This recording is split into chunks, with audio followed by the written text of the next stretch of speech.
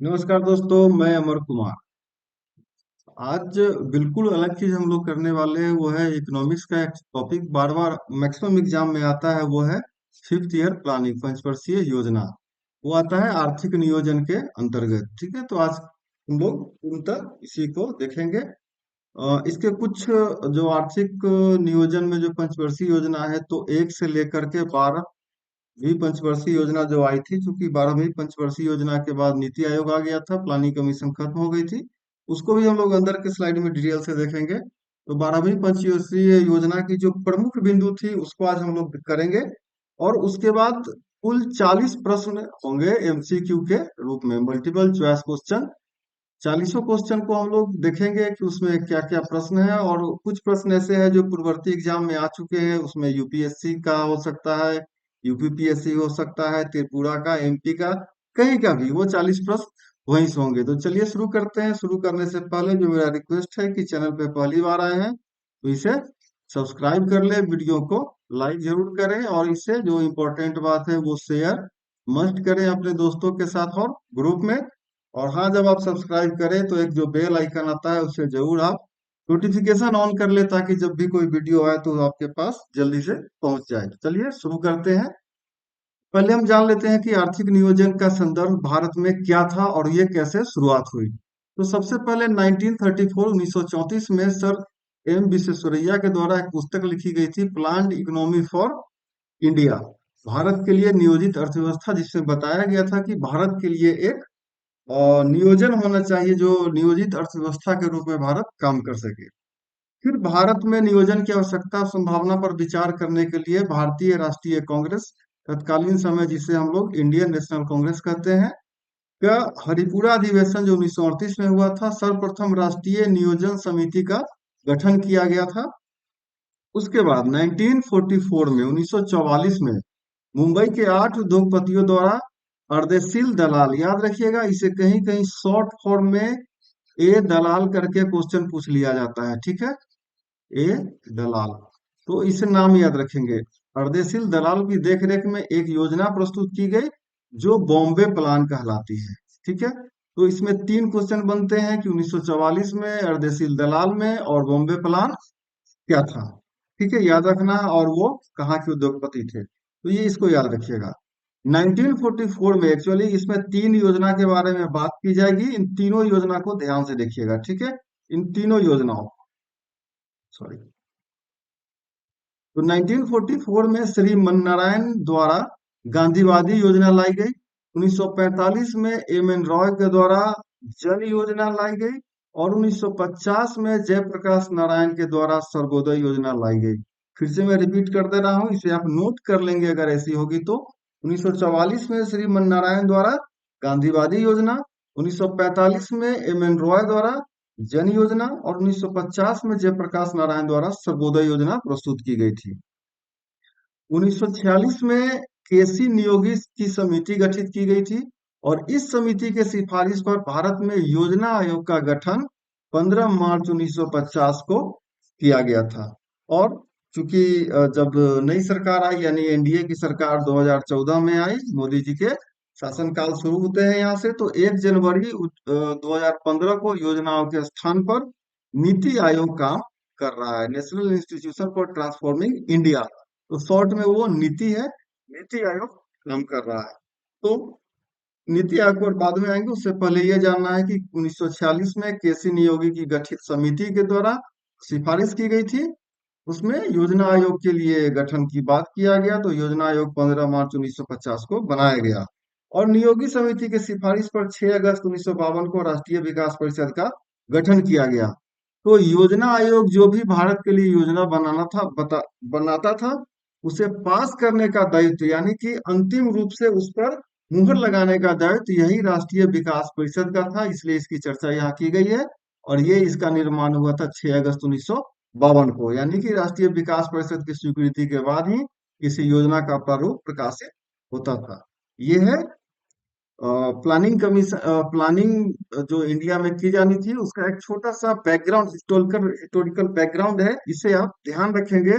इन यहाँ पे जितने सारे फैक्ट्स लिखे गए हैं ना, इस सब पे क्वेश्चन आते हैं, सब पे कुछ ना कुछ क्वेश्चन आते रहते हैं, सब पे आते हैं, इसको ध्यान से नोट डाउन कर लेंगे। तो चलिए शुरू करते हैं।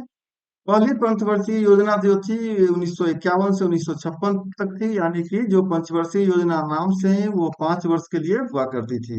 1 अप्रैल 1951 से प्रारंभ हुई और ये योजना हैमर डोमर पद्धति के सिद्धांत पर आधारित थी। इसकी मुख्य प्राथमिकता कृषि एवं सिंचाई थी। इसी योजना में 1952 में सामुदायिक विकास कार्यक्रम, 1953 में राष्ट्रीय प्रसार सेवा प्रारंभ शुरू किया गया था और इसी योजना में भाखड़ा नांगल डैम, दामोदर घाटी निगम और हीराकुंड जैसी योजना शुरू की गई थी। और एक एक्स्ट्रा चीज मैं बता दूं, ये जो 1952 में सामुदायिक विकास कार्यक्रम शुरू किया गया था, इस कार्यक्रम को ही रिव्यू किया गया था बलवंत राय मेहता समिति के द्वारा। और इसी के बाद हमारे पास एक देश में नई सिस्टम आई थी, पंचायती राज। ठीक है, जब इस पे कभी आएंगे तो हम लोग डिटेल में डिस्कस करेंगे। फिलहाल योजना पर हम लोग हैं। ठीक है, तो ये प्रथम पंचवर्षीय योजना के प्रमुख बिंदु थे।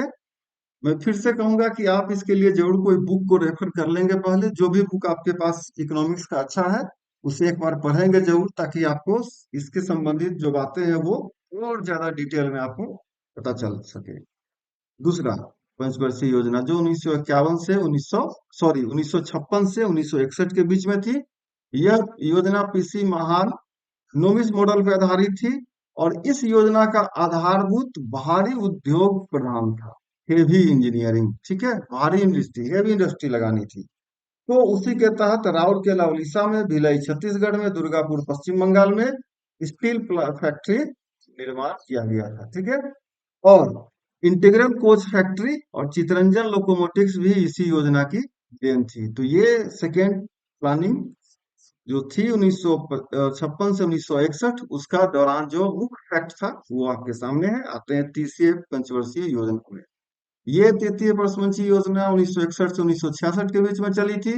इस योजना का जो मूल मंत्र था वो था आत्मनिर्भर व स्वतः स्फूर्तिवान कृषि को बढ़ाने पर जोर दिया जाना था। लेकिन ध्यान रखना है कि भारत और चीन का युद्ध 1962, भारत पाकिस्तान का युद्ध 1965 और 65-66 के दौरान ही भीषण ड्राउट, सूखा पड़ जाने के कारण तीसरी पंचवर्षीय योजना पूरी तरह असफल रही। इस तरह से एक प्रश्न इस पे यह आता है कि पहली असफल पंचवर्षीय योजना कौन थी, तो वो है तीसरी पंचवर्षीय योजना। ठीक है, लेकिन फिर भी चूंकि दूसरी पंचवर्षीय योजना जो उद्योग पर आधारित थी, उसी का इम्पैक्ट तीसरी पंचवर्षीय योजना में हमें देखने को मिल रहा है। 1964 में रूस के सहयोग से बोकारो के झारखंड में Bokaro iron and steel industry की स्थापना की गई, जो बाद में सारे देश की स्टील इंडस्ट्री को गवर्नमेंट अपने अंडर में लेने के बाद बना दी सेल। ऐसे है SAIL, steel authority of India limited, बाद में बनी। 1964 में unit trust of India UTI और industrial development bank of India की स्थापना किया गया। 1965 में भारतीय खाद्य निगम यानी फूड कॉर्पोरेशन ऑफ इंडिया और कृषि कीमत आयोग यानी एग्रीकल्चर प्राइसिंग कमीशन की स्थापना की गई। पहली, दूसरी और तीसरी योजना में सरकार ने ट्रिकल डाउन थ्योरी का अनुसरण किया था। अब ये ट्रिकल डाउन डाउन थ्योरी क्या होता है? ये इकोनॉमिक्स का एक टर्म है। ट्रिकल डाउन सिद्धांत कहता है कि निगमों और अमीरों के लिए कर छूट और लाभ बाकी सभी को मिलेंगे। ठीक है, ये ट्रिकल डाउन थ्योरी में था, क्योंकि उस समय सरकार को ज्यादा से ज्यादा रेवेन्यू की आवश्यकता थी। देश आजादी के कुछ साल के बाद हेवी इंडस्ट्री पे काम कर रहा था, कृषि पे काम कर रहा था, और जो समस्या आपके सामने यहाँ पे ये तीन मेजर फैक्ट्स जो है वो आप देख रहे हैं। इसीलिए ट्रिकल डाउन थ्योरी को लागू किया गया था। आप जब चाहे ट्रिकल डाउन थ्योरी को गूगल में सर्च करके इससे और ज्यादा पढ़ सकते हैं। ठीक है, नेक्स्ट, तीन वार्षिक योजनाएं। ये वार्षिक योजनाएं क्यों आई? क्योंकि पीछे हम लोग देख चुके हैं, पिछले स्लाइड में हम लोग देखे होंगे कि ये जो समस्या आई जिसके कारण कि ये असफल हो गया था, तो तीन वार्षिक योजना लाया गया 1966 से 1969, 67, 68, 69। ठीक है, इसके आगे आप ऐसे लिख लें। ठीक है, 1966-67, 1967-68 और 1968-69, तीन ये वार्षिक योजना आई। इस योजना की अवधि 1 अप्रैल 1966 से 31 मार्च 1969 था, 1969 को योजना अवकाश यानी कि प्लान हॉलीडे कहा गया। यानी कि जो मुख्य योजनाएं थी पंचवर्षीय योजना, वो रेस्ट में चला गया था और यहाँ पे ये प्लान हॉलीडे उसे कहा गया।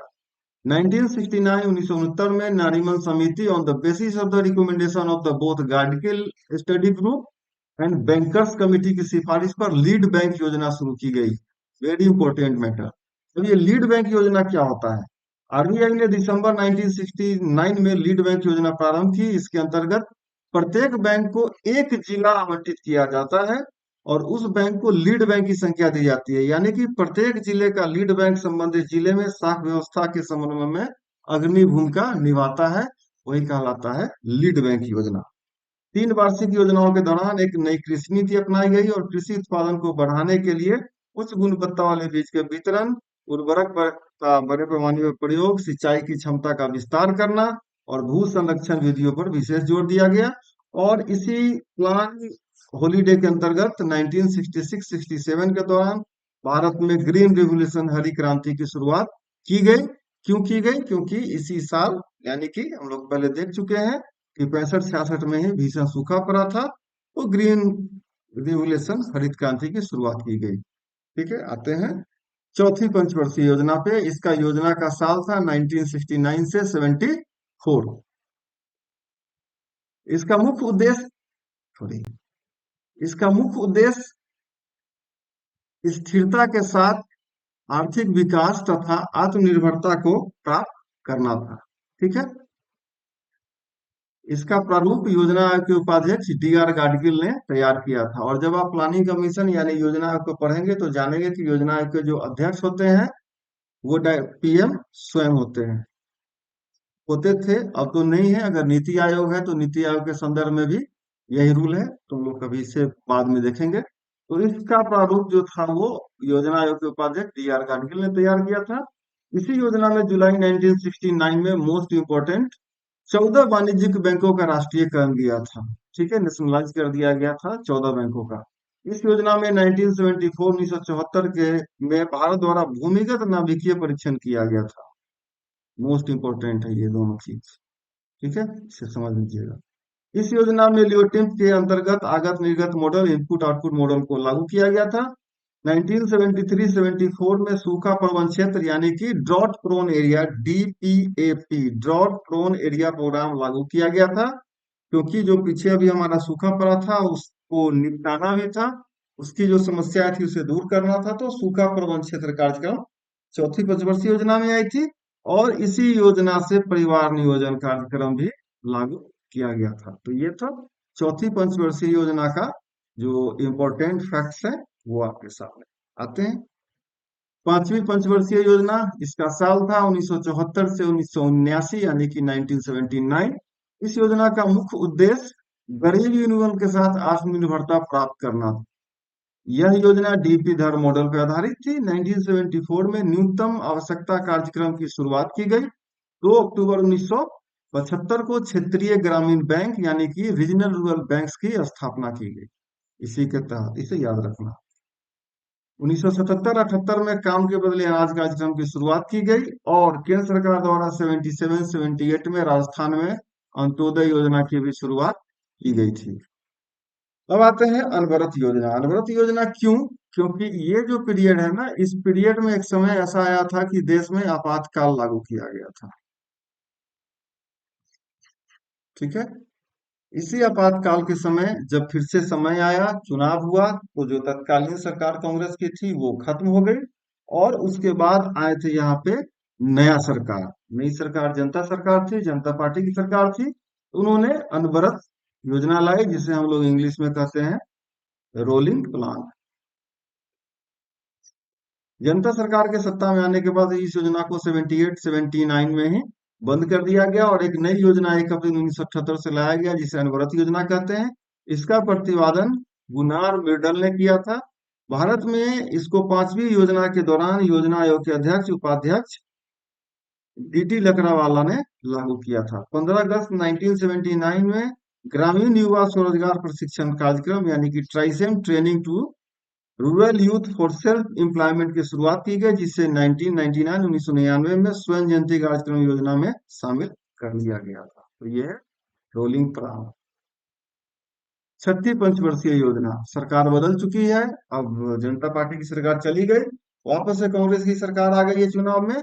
तो यह योजना जनता सरकार के समय 78-73 थी, पर कांग्रेस ने आने पर इसे 80-85 किया गया। इसमें गरीबी निवारण तथा रोजगार सृजन पर बल दिया गया। मुख्य उद्देश्य था राष्ट्रीय आय में वृद्धि, यानी कि नेशनल इनकम में वृद्धि कैसे हो, प्रौद्योगिकी यानी कि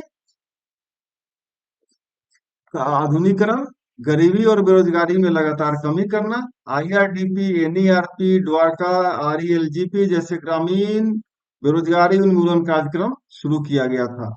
ये सब के सब ग्रामीण बेरोजगारी से संबंधित योजनाएं थी।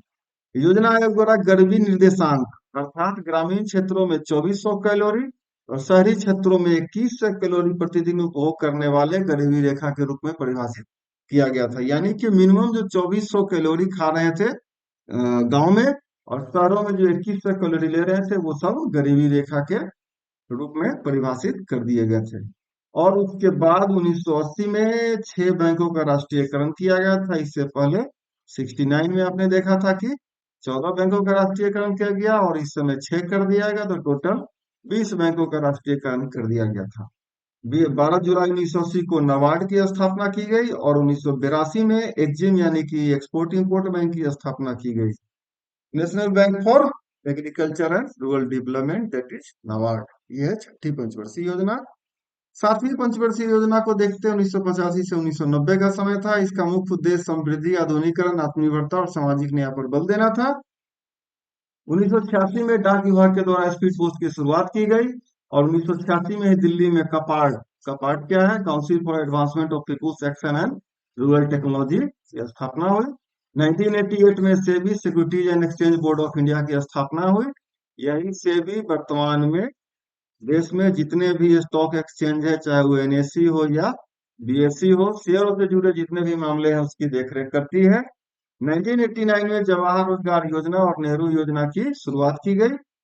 प्रोफेसर राज कृष्णा ने सातवीं योजना को हिंदू वृद्धि दर के रूप में वर्णित किया था। इसे जरूर पढ़िएगा, रघुराम राजन इसके बारे में कुछ कमेंट कर चुके हैं। समय कम है, यहाँ पे केवल इसके पॉइंट्स को बताना है, नहीं तो मैं इसको डिटेल में जरूर बताता। अब आते हैं वार्षिक योजनाएं। ईयर प्लानिंग, राजनीतिक अस्थिरता, भुगतान संतुलन के कारण 1990-92 के दौरान पंचवर्षीय योजनाएं लागू नहीं की जा सकी। फिर भी 1990 में सिडबी यानी कि small industries development bank of India की शुरुआत की गई। 1991 में आर्थिक सुधार, जिसमें कि हम लोग इसे एलपीजी कहते हैं, उदारीकरण, निजीकरण, वैश्वीकरण की घोषणा की गई। आठवीं पंचवर्षीय योजना 1992-97, यह योजना आधारभूत ढांचे पर बल देने के रूप में जॉन डब्ल्यू मुलर मॉडल पर आधारित थी। इसका मुख्य उद्देश्य मानव संसाधन का विकास था। 1993 में शिक्षित बेरोजगारों के स्वरोजगार के लिए प्रधानमंत्री रोजगार योजना शुरू किया गया, और 1 जनवरी 1995 को भारत डब्ल्यूटीओ यानी कि वर्ल्ड ट्रेड ऑर्गेनाइजेशन, विश्व व्यापार संगठन का सदस्य बना। नौवीं पंचवर्षीय योजना पे आते हैं। मैं फिर आपको बता रहा हूँ कि केवल जितनी भी योजनाएं हैं उसके जो एकदम प्रमुख बिंदु है, हम लोग केवल मेन पॉइंट्स पे ही बात कर रहे हैं, क्योंकि हमें इसके कुछ एमसीक्यू भी लेना है, तो केवल हम लोग मेन पॉइंट्स को देख रहे हैं। इस योजना का मुख्य उद्देश्य सामाजिक न्याय और समानता के साथ आर्थिक समृद्धि था। इसके लिए जीवन स्तर, रोजगार सृजन, आत्मनिर्भरता और क्षेत्रीय संतुलन ऐसे 4 क्षेत्रों पर विशेष जोर दिया गया। 10वीं पंचवर्षीय योजना जो 2002 से 2007 के बीच में थी, योजना का मुख्य उद्देश्य क्या था कि प्रतिवर्ष 8% सकल घरेलू उत्पाद की वृद्धि करे। 2007 तक गरीबी दर में 5% की कमी लाएंगे। कम से कम श्रम शक्ति को जोड़ने के लिए लाभकारी और उच्च गुणवत्ता वाला रोजगार प्रदान करना होगा। 2007 तक साक्षरता और मजदूरी दरों में लैंगिक अंतर में कम से कम 50% की कमी लाएंगे। 20 सूत्री कार्यक्रम पेश किया गया, और 10वीं योजना से क्षेत्रीय असमानता और रीजनल जो असमानताएं थी उसको कम करने के लिए क्षेत्रीय दृष्टिकोण के बजाय एक क्षेत्रीय दृष्टिकोण का पालन करने की उम्मीद की गई थी। 11वीं पंचवर्षीय योजना जो 2002 से 2007 के लिए थी, सॉरी 2007 से 2012 के लिए थी। ठीक है, यह है 11वीं पंचवर्षीय योजना। सॉरी, ये लास्ट स्लाइड रिपीट हो गया। तो 2007 से 2012 के लिए 11वीं पंचवर्षीय योजना थी। इसका मुख्य विषय वस्तु क्या था? तीव्र और अधिक समावेशी विकास थी। इसकी रूपरेखा सी रंगराजन ने तैयार की थी। इसका उद्देश्य था 11-12 तक 18 से 23 आयु वर्ग के उच्च शिक्षा में नामांकन में वृद्धि करना। इसमें दूरस्थ शिक्षा का मतलब डिस्टेंस एजुकेशन, औपचारिक गैर औपचारिक दूरस्थ आईटी शिक्षण संस्थानों के अभिसरण यानी कि एक्सटेंशन एक्सटेंशन पे ध्यान देना था। तीव्र और समावेशी विकास यानी गरीबी में कमी करना था। सामाजिक क्षेत्र और उसमें सेवा प्रदान करने पे जोर था। शिक्षा और कौशल विकास के माध्यम से सशक्तिकरण, लैंगिक असमानता में कमी, पर्यावरणीय स्थिरता, कृषि उद्योग और सेवाओं में वृद्धि दर को क्रमशः 4, 10 और 9% तक बढ़ाना, कुल प्रजनन दर टोटल फर्टिलिटी रेट को घटाकर 2.1 करना, 2009 तक सभी के लिए स्वच्छ पेयजल उपलब्ध कराया जाए और कृषि विकास दर को 4% तक बढ़ाया जाए। ये था 11वीं पंचवर्षीय योजना के मुख्य उद्देश्य जो 2007 से 2012 तक था। और ये रिपीट हो गया यहाँ से, तो ये 2012 से 2017 के लिए था। लेकिन आपको पता है 2014 में सरकार बदल गई, कांग्रेस की सरकार नहीं थी, जो कि नेशनल डेमोक्रेटिक अलायंस राष्ट्रीय प्रजातांत्रिक गठबंधन की सरकार बनी 2014 में, से मोदी जी प्रधानमंत्री बने थे। तो जानते हैं इस योजना की विषय वस्तु थी तीव्र, अधिक समावेशी और धारणीय विकास, faster, more inclusive and sustainable growth की थी। गैर कृषि क्षेत्र में 50 मिलियन नए काम के अवसर पैदा करना, स्कूल नामांकन में लिंग और सामाजिक अंतर को दूर करना, उच्च शिक्षा तक पहुंच बढ़ाने के लिए 0 से 3 वर्ष की आयु के बच्चों में कुपोषण यानी कि मलन्यूट्रिशन को कम करना, सभी गांवों में बिजली पहुंचाना, यह सुनिश्चित करना कि 50% ग्रामीण आबादी को उचित पेयजल उपलब्ध कराया जाए, खनिज क्षेत्र को हर साल 1 मिलियन हेक्टेयर को बढ़ाया जाए, 90% परिवारों को बैंकिंग सेवा तक पहुंच प्रदान करना, एक समग्र जल प्रबंधन नीति विकसित करे, मुद्रास्फीति के दबाव को नियंत्रित करे, राजकोषीय सुधार की प्रक्रिया जो है और भूमि अधिग्रहण के लिए नए कानून का सुझाव दे। तो हम लोग को पता है कि 2014 में सरकार बदलने के बाद जो योजना आयोग था उसे समाप्त ही कर दिया गया और 2015 से यहाँ पे आ गया है हम लोग के पास national institution for transformer India यानी कि नीति आयोग आ गई है। और नीति आयोग काम करने के कारण इस योजना आयोग को बंद कर दिया गया।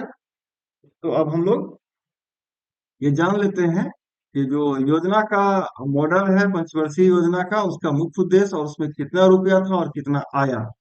तो पहला योजना 1951 से 56 मॉडल था डूमर मॉडल, कृषि विकास पर बल था, ठीक है। निवेश था 2070 करोड़ रुपया और 1960 करोड़ का निवेश किया गया। इसी तरीका से द्वितीय पंचवर्षीय योजना 56 से 51 नेहरू महालनोबिस मॉडल था, आधारभूत एवं भारी उद्योग का विकास था।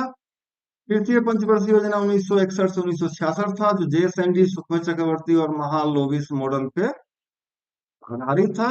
इसमें था कि आत्मनिर्भर और स्वतः स्फूर्ति व्यवस्था बनाई गई थी। चौथी पंचवर्षीय योजना 69 से 74 था, अशोक रुद्रलन और एस मान्य मॉडल पे आधारित था। ये स्थिरता के साथ आत्मनिर्भरता की बात करता है। पांचवी पंचवर्षीय योजना 74 से 79, एक ओवरलुक हम लोग देख रहे हैं कि जो 12वीं पंचवर्षीय योजना थी उसमें क्या क्या था। तो पांचवी पंचवर्षीय योजना 74 से 79 तक था, जो डीपी धर मॉडल पे था। इसमें था कि गरीबी निर्धरता निर्धनता उन्मूलन तथा आत्मनिर्भरता की बात थी। और आप यहाँ देख सकते हैं कि प्रस्तावित निवेश की बात की जा रही है और यहाँ पे बताया गया है कि वास्तविक रूप से कितना निवेश किया गया। छठी पंचवर्षीय योजना 1980 से 85 आगत निगत मॉडल पे था। मैंने कहा कि इनपुट आउटपुट मॉडल है ये, गरीबी निवारण तथा रोजगार सृजन पे आधारित था।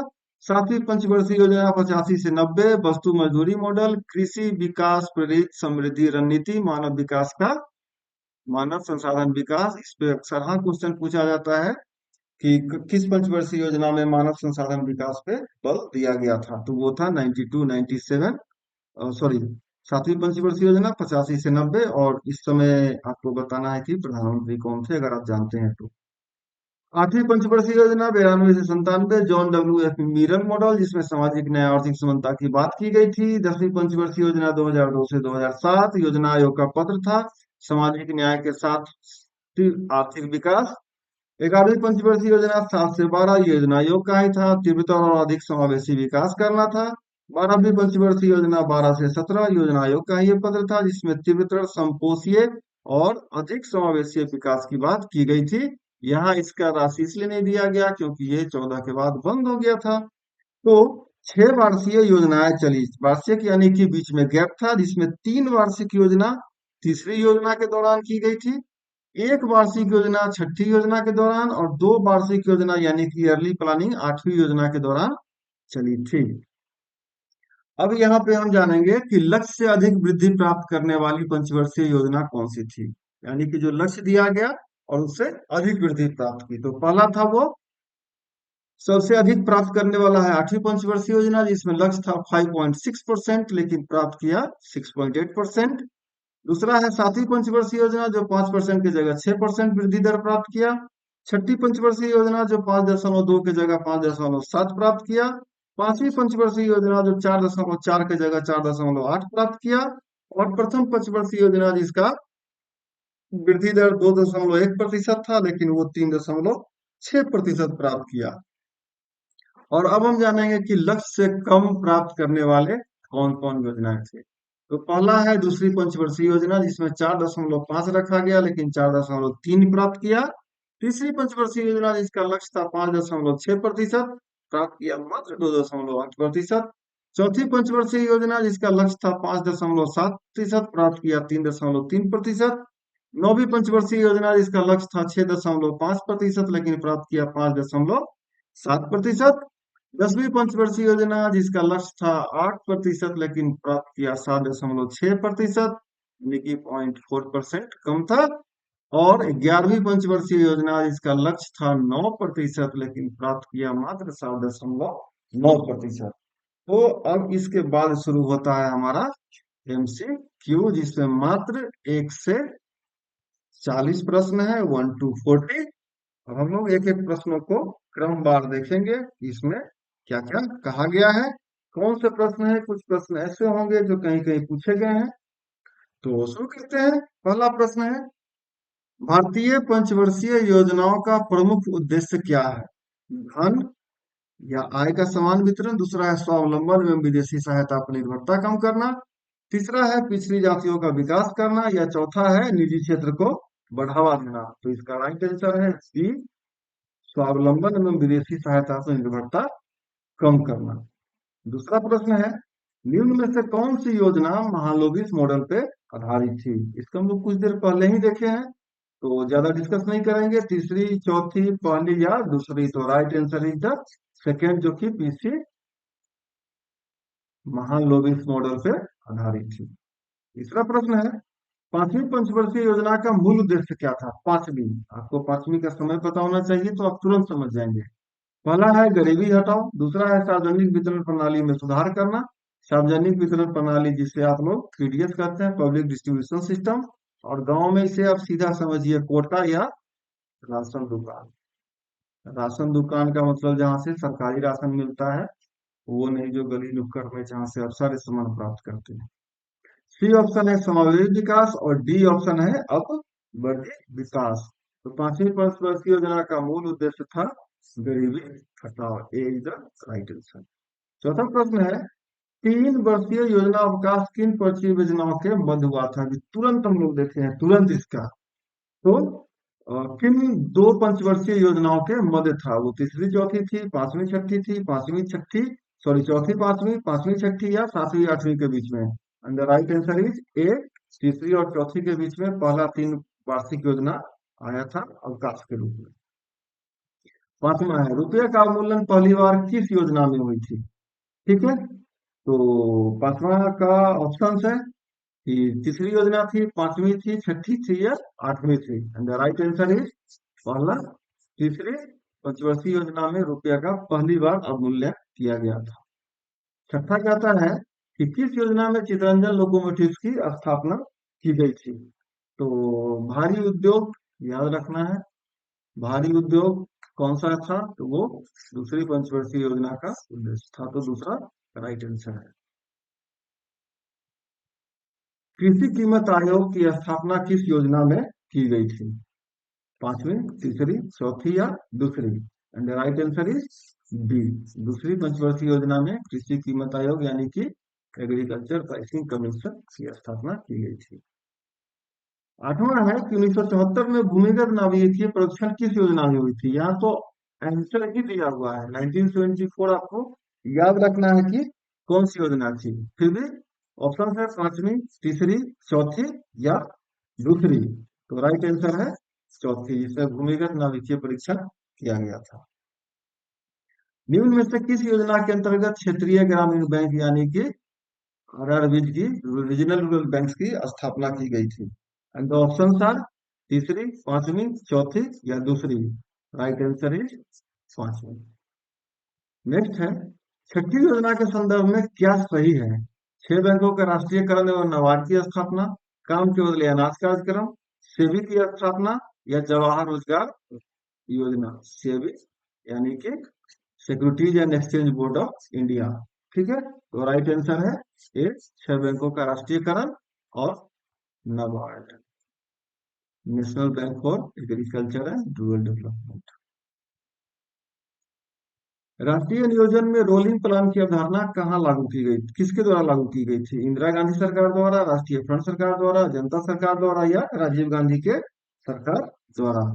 तो रोलिंग प्लान कब आया था? इमरजेंसी, आपातकाल के बाद।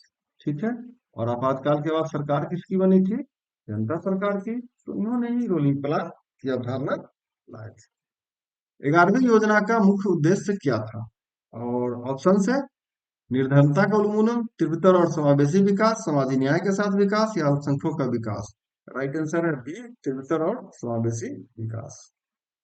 11वीं योजना की अवधि क्या थी? 2004 से 9, 2005 से 10, 2006 से 11 या 2007 से 12? तो 11वीं योजना की बात हो रही है तो वो होगा 7 से 12।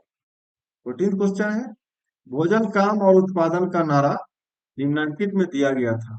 पांचवी योजना में, जनता दल के चुनाव घोषणा पत्र में, सातवीं योजना में या कांग्रेस पार्टी के घोषणा पत्र में?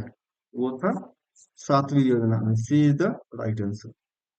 12वीं पंचवर्षीय योजना के संदर्भ में कौन सा बिंदु नहीं है? ये झारखंड पीसीएस में 2017 में क्वेश्चन पूछा गया था। इससे पीछे भी आप जितने सारे प्रश्न देखे हैं वो कहीं ना कहीं पूछा ही गया है, मैंने लिखा नहीं है बट पूछा गया है। 12वीं पंचवर्षीय योजना के संदर्भ में कौन सा बिंदु नहीं है? 8% वास्तविक जीडीपी विकास दर, 4% किसी विकास दर, प्रति व्यक्ति उपभोक्ता निर्धनता 10% तक कम करना या उपरोक्त सभी?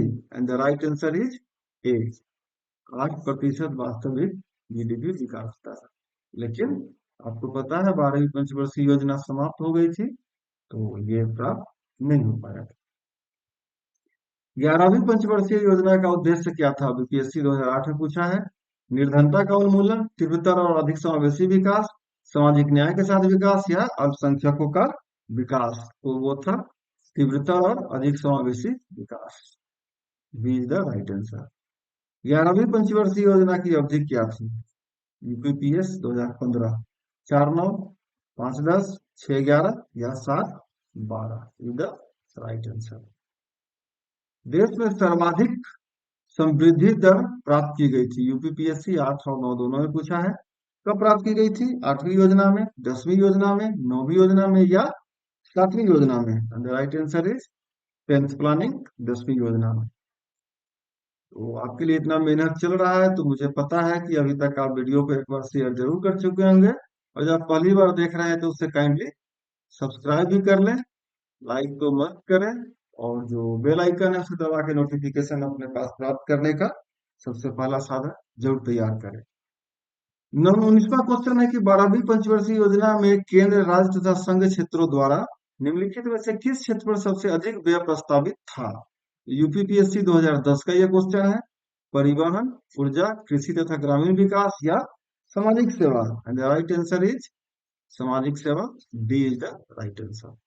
नेक्स्ट है 20वां प्रश्न, 12वीं पंचवर्षीय योजना के दिशा निर्देश पत्र का प्रकरण क्या रहा? यूपीपीएससी मेंस 2008 का प्रश्न है।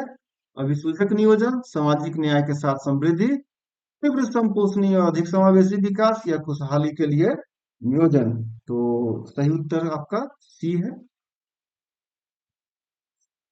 तीव्र संपोषणीय और अधिक समावेशी विकास। 21वां प्रश्न है, निम्न में से किस क्षेत्र को 10वीं योजना परिव्यय में सर्वाधिक प्रतिशत आवंटित किया गया था? यूपीपीएससी मेंस 2005 का प्रश्न है। कृषि तथा संबंधित क्रियाएं, सामाजिक सेवाएं, यातायात या ऊर्जा के क्षेत्र में? तो ऊर्जा को सबसे अधिक 10वीं पंचवर्षीय योजना में पैसा दिया गया। 7वीं योजना यानी कि IRBP के अंतर्गत रणनीति क्या अपनाई गई थी? संपूर्ण परिवार का अंगीकरण, गांवों का अंगीकरण, विकास खंड का अंगीकरण या जिले का अंगीकरण? एंड द राइट आंसर है कि संपूर्ण परिवार का अंगीकरण। ए। 11वीं पंचवर्षीय योजना मार्च 2012 में समाप्त हुई थी। 12वीं पंचवर्षीय योजना कब प्रारंभ की गई थी? तो हर एक योजना 31 मार्च को समाप्त होती है और नई योजना 1 अप्रैल को ही शुरू होगी। अगर 11वीं पंचवर्षीय योजना 2012 में समाप्त हुई थी तो 1 अप्रैल 2012 से ही 12वीं पंचवर्षीय योजना शुरू की गई होगी। ठीक है, ये मतलब इसके बारे में हमेशा से याद रखिए। वो है जी इज द राइट आंसर। वित्तीय वर्ष चूंकि 1 अप्रैल से शुरू होता है, इसीलिए यही बात है। 11वीं पंचवर्षीय 24th क्वेश्चन है, 11वीं पंचवर्षीय योजना पर व्यय की कुल वास्तविक राशि कितनी थी? एमपीपीएस 92 94 दोनों समय पूछा गया है। ठीक है, वार्षिक योजना 11वीं पंचवर्षीय योजना की कुल वास्तविक राशि कितनी थी? ठीक है, and the right answer is a. मैं पूरे ऑप्शन को नहीं बोल पा रहा हूँ, लेंदी हो जाएगा, फिर भी आप देख लेंगे इसे। ए इज द राइट आंसर। 25वां है, 11वीं पंचवर्षीय योजना में सेवा विकास दर की लक्ष्य रखी गई थी। ये राजस्थान का क्वेश्चन है, NT3 में पूछा गया था। 11वीं पंचवर्षीय योजना का सेवा विकास दर का लक्ष्य 3% था, 5% था, 9.9% या 10% था? और राइट आंसर है सी, 9.9%। वर्ष 2011-12 में सकल घरेलू उत्पाद में वृद्धि 11वीं योजना में निर्धारित लक्ष्य की तुलना में क्या था? मतलब ज्यादा हुई थी, संभावना से अधिक हुई, संभावित हुई, संभावना से कम परंतु संतोषजनक हुई, योजना अवधि के वर्षों में सबसे कम हुई? ये राजस्थान का क्वेश्चन 2010 का पूछा गया है और इसका राइट आंसर है सी, संभावना से कम परंतु संतोषजनक हुई। भारत में पंचवर्षीय योजनाओं को मंजूरी देने वाला अंतिम प्राधिकरण कौन था? आपको हम लोग इस पर बात कर चुके हैं कि उसका गठन 1952 में हुआ था और वो था NDC, राष्ट्रीय विकास परिषद। 28वां प्रश्न है कि किसको भारत में प्रथम योजना काल में सर्वोच्च प्राथमिकता मिली थी? ये त्रिपुरा PCS 18 में और HCS यानी कि हरियाणा सिविल सर्विस 2014 में पूछा गया है। आत्मनिर्भरता था, सामाजिक न्याय के साथ विकास था, सिंचाई सहित कृषि विकास था या बेरोजगारी को दूर करना था? तो सिंचाई सहित कृषि का विकास था। ठीक है, निम्नलिखित में से किस योजना ने आत्मनिर्भरता और शून्य शुद्ध विदेशी सहायता का अपना उद्देश्य घोषित किया? यूपीपीएससी में 2014 का प्रश्न है। ऑप्शन है ए दूसरी पंचवर्षीय योजना, तीसरी, चौथी या 5वीं पंचवर्षीय योजना? और सही आंसर है सी, चौथी पंचवर्षीय योजना। 30वां प्रश्न है, निम्नलिखित में से किस पंचवर्षीय योजना में भारत में उच्चतम विकास दर देखी गई? राजस्थान प्री 2013, 8वीं, 9वीं, 10वीं या 11वीं? और द राइट आंसर इज 11वीं, D.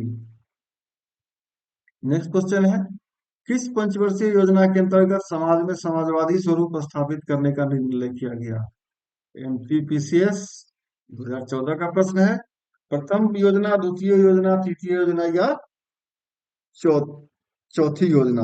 The right answer is D, द्वितीय पंचवर्षीय योजना के अंतर्गत समाज में समाजवादी स्वरूप स्थापित करने का निर्णय लिया गया। नेक्स्ट क्वेश्चन है, किस पंचवर्षीय योजना के दौरान आपातकाल लागू किया गया? नए चुनाव हुए और जनता पार्टी चुनी गई। यूपीपीएससी 2009 का चुनाव है, सॉरी प्रश्न है, चुनाव गलती से 2009 का प्रश्न है यूपीपीएससी का। तो वो तीसरा था, चौथा था, 5वां था या 6ठा था? हम लोग इस पे बात कर चुके हैं कई बार। वो है 5वीं पंचवर्षीय योजना।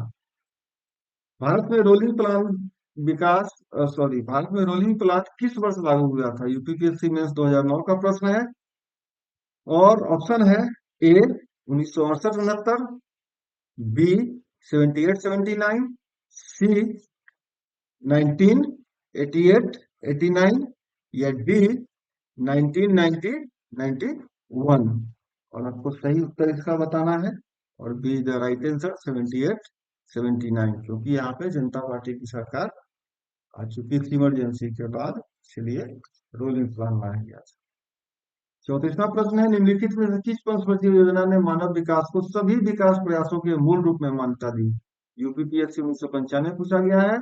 तीसरी, पांचवी, छठी या आठवीं पंचवर्षीय योजना? And the right answer is D, आठवीं पंचवर्षीय योजना। नेक्स्ट क्वेश्चन है, भारत में किस पंचवर्षीय योजना में सहकारी संघवाद पर जोर दिया गया? HCH यानी हरियाणा प्री 2014 का है। नौवीं योजना थी, 10वीं थी, 11वीं थी, या वो 12वीं योजना थी? And the right answer is a, नौवीं पंचवर्षीय योजना, जिसमें कि सहकारी संघवाद पर जोर दिया गया था। 36 क्वेश्चन है, भारत की निम्नलिखित में से कौन सी पंचवर्षीय योजना सामाजिक न्याय और समानता के साथ विकास पर केंद्रित थी? यूपीपीएससी में 2015 का प्रश्न है। ऑप्शन है नौवीं, तीसरी, चौथी या पांचवी पंचवर्षीय योजना? And the right answer is a, नौवीं पंचवर्षीय योजना। ठीक है। 37 क्वेश्चन है, 11वीं पंचवर्षीय योजना की मूल अवधारणा क्या थी? यूपीपीएससी मेंस 8 में भी है, और यूके यानी कि उत्तराखंड 2011 का भी ये प्रश्न है। तो 11वीं पंचवर्षीय योजना में क्या मानव संसाधन था, सामाजिक न्याय और समानता के साथ विकास था, मानव कल्याण था, या तेज और अधिक समावेशी विकास था? तो राइट आंसर है बी, सामाजिक न्याय और समानता के साथ विकास थी। 38वां प्रश्न है, भारत में योजना की शुरुआत के बाद से किसी भी पंचवर्षीय योजना में शामिल किए गए नए वर्षों की कुल संख्या क्या है? यूपीपीएससी 99 का क्वेश्चन है। ऑप्शन है 6, 7, 5 या 3। और राइट आंसर है 7। इस क्वेश्चन को आप नहीं समझ पाए होंगे, मैं एक्सप्लेन कर देता हूँ कि भारत में योजना की शुरुआत यानी कि 1951 के बाद से किसी भी पंचवर्षीय योजना में शामिल नहीं किए गए वर्षों की कुल संख्या, यानी कि याद कीजिए, एक तो रोलिंग प्लान जो पंचवर्षीय योजना बंद हो गई थी, दूसरा जो 1962 से ले सॉरी 1965, 1962, ये जो चाइना युद्ध, पाकिस्तान युद्ध, और जो सूखा पड़ा था 65-66 में, उसके समय जो योजनाएं बंद की गई थी, उस प्रकार का कितना बार ब्रेक लगा है, इस प्रश्न में पूछने का मूल अवधारणा यही है। ठीक है। तो 38 का सही उत्तर है बी, वो था 7 वर्ष। 7 ऐसे वर्ष थे जिसमें कि कोई भी पंचवर्षीय योजना शामिल नहीं था। प्लान इकोनॉमी फॉर इंडिया नामक पुस्तक किसने लिखी थी? ये एमबीपीएस 2018 का प्रश्न। एमपी सुसरैया, जेआरडी टाटा, जीडी बिरला या पट्टाभी सीतारामैया? इसका आंसर मैं चाहता हूं कि आप पहला स्लाइड जब देखे होंगे उसमें है, तो आप कमेंट बॉक्स में इसका आंसर जरूर से दे। और दोस्तों, अगला है 40वां प्रश्न। 40वां प्रश्न से पहले एक पुनः रिक्वेस्ट है आपसे कि वीडियो को लाइक करें, चैनल पहली बार देख रहे हैं तो सब्सक्राइब करें, और इसे अपने दोस्तों के साथ शेयर जरूर से जरूर करें। वापस आ जाते हैं 40वें प्रश्न की ओर। 40वां प्रश्न है, 1944 में कुछ अर्थशास्त्रियों, उद्योगपतियों ने एक योजना का प्रारूप प्रस्तुत किया था। उस योजना का नाम क्या था? मुंबई प्लान, जन योजना, गांधीवादी योजना या सर्वोदय योजना? जैसे पिछला प्रश्न जो है प्लान इकोनॉमी वाली, ठीक उसी प्रकार से ये प्रश्न 1944 वाली है। मैं चाहता हूं कि इसका आंसर आप मुझे कमेंट बॉक्स में बताएं, क्योंकि इस वीडियो का जो पहला पन्ना आप पढ़े होंगे, इसमें क्वेश्चन 39 और क्वेश्चन 40 का आंसर लिखा हुआ है। और यदि आप चाहते हैं कि झारखंड के सिलेबस जो जेपीएससी का है उसका पेपर 2 से संबंधित कोई भी टॉपिक जिसपे आपको एमसीक्यू चाहिए, ठीक है, वो हिंदी इंग्लिश दोनों में आएगा। आप जो भी टॉपिक चाहते हैं वो आप मुझे कमेंट बॉक्स में लिख के बताइए, उसके ऊपर एमसीक्यू तैयार करके मैं आपके लिए जरूर से लाऊंगा। और इसी के साथ आज धन्यवाद आपका जुड़े रहने के लिए। आपसे रिक्वेस्ट मैं पहले कर चुका हूँ, दोबारा बोलूंगा नहीं। मुझे पता है आप सभी विद्यार्थी पूर्ण रूप से समझदार है कि आपको वीडियो देखने के बाद अगर अच्छा लगा है तो करना क्या है, तो इसी के साथ जो है ये कमेंट बॉक्स में बताइए जो मैंने पूछा है, आप क्या चाहते हैं। फिर मिलेंगे अगले वीडियो में, आज के लिए इतना ही। Thank you.